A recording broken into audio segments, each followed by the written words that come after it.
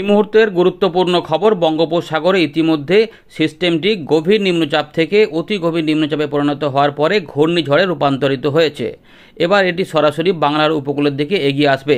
এই সিস্টেমটির জন্য ইতিমধ্যে উপকূলবর্তী এলাকাগুলি ছাড়া আশপাশে মেঘলা আকাশ শুরু হতে দেখা যাচ্ছে। এরই প্রভাবে সতর্কতা জারি হয়েছে আবহাওয়া দপ্তরের তরফ থেকে। পশ্চিমবঙ্গের সুন্দরবন এবং সংলগ্ন বাংলাদেশের খুলনা বিভাগ ধরে এই ঘূর্ণিঝড়টি আঘাত হানবে সরাসরি ঘন্টায় 120 থেকে 130 কিলোমিটারের মধ্যে গতিবেগে। ইতিমধ্যে মেঘাচ্ছন্ন আকাশে এদিক ওদিক বৃষ্টিপাত দেখা যাচ্ছে। ঝোড়ো হাওয়া এবং তার সঙ্গে কিছু কিছু অংশে বৃষ্টিপাতের পাশাপাশি সতর্কতা যেটা রয়েছে, ভারী থেকে অতি ভারী বৃষ্টিপাত হতে পারে। দক্ষিণবঙ্গের জেলাগুলিতে ঝড় বইতে পারে। এদিকে মাইকিং শুরু হয়েছে উপকূলবর্তী জেলাগুলিতে, কারণ এই ঘূর্ণিঝড় রেমাল যখন আঘাত হানবে তখন কিন্তু ক্ষয়ক্ষতির আশঙ্কা থাকছে এবং এই ঘূর্ণিঝড়টি স্থলভাগে আছড়ে পড়ার পরে লম্বা সময় স্থলভাগে অবস্থান করবে এবং এর প্রভাবে প্রচুর পরিমাণে এলাকাতে ঝড় এবং ভারী থেকে অতি ভারী বৃষ্টিপাত হবে। দক্ষিণবঙ্গের পাশাপাশি উত্তরবঙ্গে লাল সতর্কতা জারি হয়েছে। লাল সতর্কতা জারি হয়েছে আসাম, মেঘালয় এবং মিজোরাম, মণিপুর, ত্রিপুরার দিকেও। বাংলাদেশের একাধিক জায়গাতে ঝড় বৃষ্টি ব্যাপক পরিমাণে হওয়ার জন্য সেখানেও রয়েছে লাল সতর্কতা। সমুদ্র বন্দরগুলিতে ইতিমধ্যে বিপদ সংকেত জারি করা হয়েছে। সমুদ্র উত্তাল থাকবে এবং ইতিমধ্যে উত্তাল হয়ে গেছে, যার জন্য মৎস্যজীবীদের জন্য 27 তারিখ সকাল পর্যন্ত সমুদ্রে যেতে নিষেধ করা হয়েছে। এবার আমাদের দেখাবো কিভাবে ঘূর্ণিঝড় এগিয়ে যাবে এবং তার ফলে কোথায় কেমন ঝড় বৃষ্টি এবং বৃষ্টিপাতের প্রভাব বেশি কোথায় কোথায় হবে, দেখতে থাকুন। বঙ্গোপসাগরে যে ঘূর্ণিঝড়টি তৈরি হয়েছে রেমাল, এবারে এটি কিভাবে এগোবে দেখুন। এটি কিন্তু রবিবার 26 তারিখ সকাল থেকেই উপকূলবর্তী এলাকাগুলিতে ঝোড়ো হাওয়া তুলে দেবে এবং সঙ্গে বৃষ্টিপাত হবে। বেলা বাড়ার সঙ্গে সঙ্গেই ঝোড়ো হাওয়া এবং বৃষ্টিপাতের মেঘ ঢুকবে এবং বৃষ্টিপাত বাড়তে থাকবে।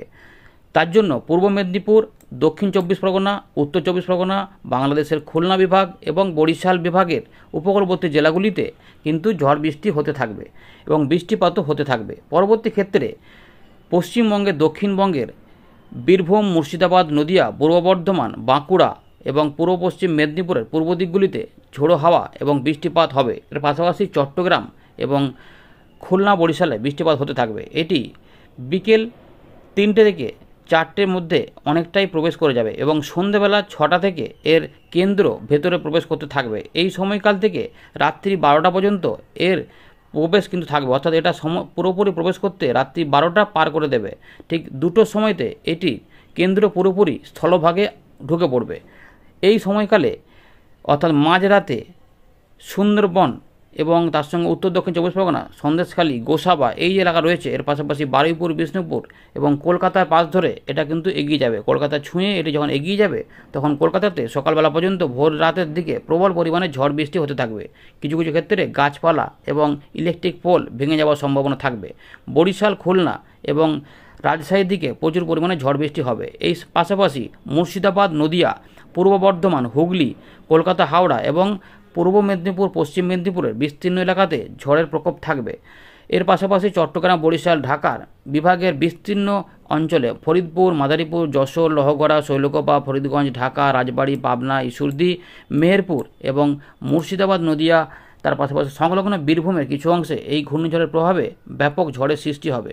এর পাশাপাশি ঝড়ের গতিবেগ এই সময়কালে স্থলভাগে যখন উঠে পড়বে 27 তারিখ সারাদিনই মেঘলা আকাশ এবং দুর্যোগপূর্ণ থাকবে। 80 থেকে 90 কিলোমিটার, কোথাও কোথাও 70 থেকে 80 এবং কোনো কোনো অংশে 60 থেকে 70 কিলোমিটার গতিবেগে ঝড় বইতে থাকবে। রাজশাহীর পাশাপাশি রংপুর এবং ময়মনসিংহে ব্যাপক পরিমাণে ঝড়ের সৃষ্টি হবে। দক্ষিণবঙ্গের উপরের দিকে মালদা এবং দিনাজপুরে এর প্রভাবে ঝড় বৃষ্টি হবে। রংপুর এবং আলিপুরদুয়ার, কোচবিহার এই এলাকাতেও এবং জলপাইগুড়িতেও ঝড় বৃষ্টি হতে থাকবে। এর পাশাপাশি আসাম, মেঘালয়ে লাল সতর্কতা রয়েছে, যেখানে 27 তারিখ থেকে 28 তারিখের মধ্যে এটির প্রভাব থাকবে। এই সময়কালের মধ্যে বৃষ্টিপাত ব্যাপক পরিমাণে হবে। ভারী থেকে অতি ভারী বৃষ্টিপাতের দাপট থাকবে। আপনাদের দেখিয়ে দিই যে শনিবার রাত থেকে উপকূলবর্তী এলাকাগুলিতে বৃষ্টিপাত ঢুকবে এবং ইতিমধ্যে মেঘ ঢুকেছে, বেশ কিছু অংশে বৃষ্টিপাত হচ্ছে। তো উপকূলবর্তী জেলাগুলিতে প্রথমে পূর্ব মেদিনীপুর, পশ্চিম মেদিনীপুর, হাওড়া, হুগলি, কলকাতা এবং 24 পরগনা ধরে বাংলাদেশের খুলনা, বরিশাল এবং চট্টগ্রাম বিভাগে বৃষ্টিপাত হতে থাকবে, সঙ্গে কিছুটা উড়িষ্যা। দুপুরবেলা পর থেকেই উপকূলবর্তী এলাকাগুলির পাশাপাশি ভেতরের দিকে জেলাগুলিতে এই বৃষ্টিপাত ছড়িয়ে পড়বে। এইভাবে ছড়াতে ছড়াতে রবিবার সারাদিনই মেঘলা আকাশের মধ্যে উত্তরবঙ্গে কিছু কিছু অংশে বৃষ্টিপাত ঢুকতে থাকবে। এই 26 তারিখ যখন সন্ধ্যেবেলার পর থেকে যখন এটা ভেতরে প্রবেশ করবে তখন কিন্তু প্রচুর পরিমাণে বৃষ্টিপাত বেড়ে যাবে এবং সঙ্গে থাকবে প্রবল ঝড়।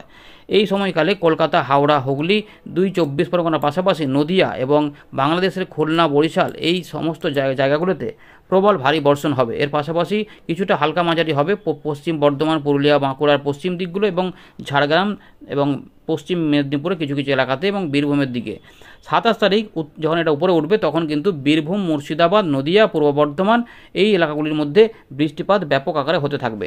তাই এই জায়গাগুলোতে লাল সতর্কতা জারি করেছে আবহাওয়া দপ্তর। তাই ঢাকা, খুলনা, বরিশাল এই এলাকাগুলিতে লাল সতর্কতা রয়েছে এবং তার সঙ্গে রাজশাহী এই এলাকাগুলিতে চাষের কিন্তু ব্যাপক ক্ষতি হতে পারে। দেখতেই পাচ্ছেন যে কীরকমভাবে বৃষ্টিপাত হবে এবং স্থলভাগে 27 তারিখ সারাদিনই দুর্যোগপূর্ণ থাকবে।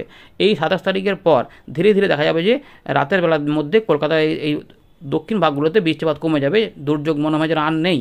কিন্তু রাতের দিকে 27 থেকে 28-এর মধ্যে উত্তর পূর্ব ভারত এবং উত্তরবঙ্গে ব্যাপক পরিমাণে বৃষ্টিপাত এবং ঝড় হতে থাকবে। এইভাবে ভারী থেকে অতি ভারী বৃষ্টিপাত জলপাইগুড়ি, আলিপুরদুয়ার, কোচবিহার, দার্জিলিং, কালিম্পংয়ের দিকে হতে থাকবে।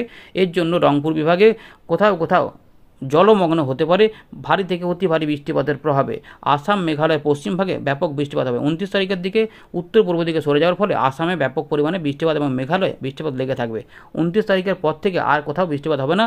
30 তারিখ থেকে ধীরে ধীরে তাপমাত্রাতে পরিবর্তন হবে, এমনটাই কিন্তু রয়েছে খবর। পরবর্তী আপডেট জানার জন্য খবরে নজর রাখুন, বিস্তারিত আমাদের জানিয়ে দেব। ততক্ষণ ভালো থাকবেন, ধন্যবাদ।